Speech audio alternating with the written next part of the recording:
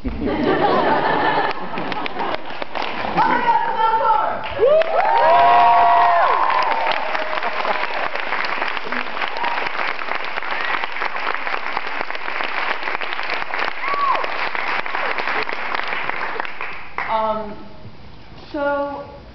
for about 6 or 7 years, I was a living statue.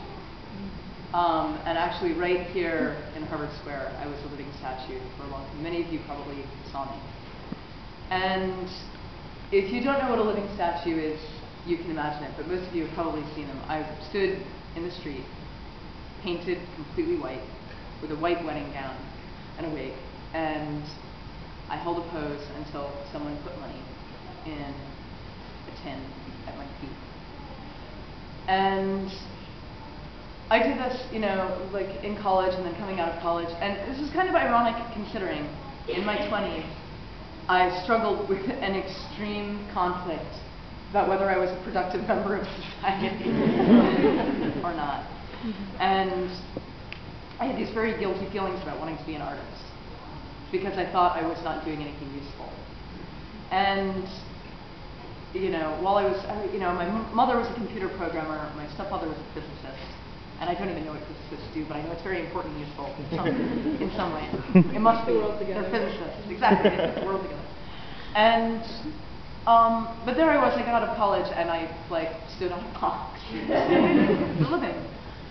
And you know, sometimes business was really good, and there would be many, many tourists, and the flow of money would be endless. And sometimes business was very bad, and I was standing there for what felt like hours on end while people passed by, and nobody loved me. And it felt like, and nobody seemed to want what I had to offer. And the interesting question is what I was actually offering people. And I've thought a lot about that in the time between then and now. And I gave people a flower sometimes, and sometimes I would blow them a kiss. But it became very apparent to me that people didn't want that thing from me.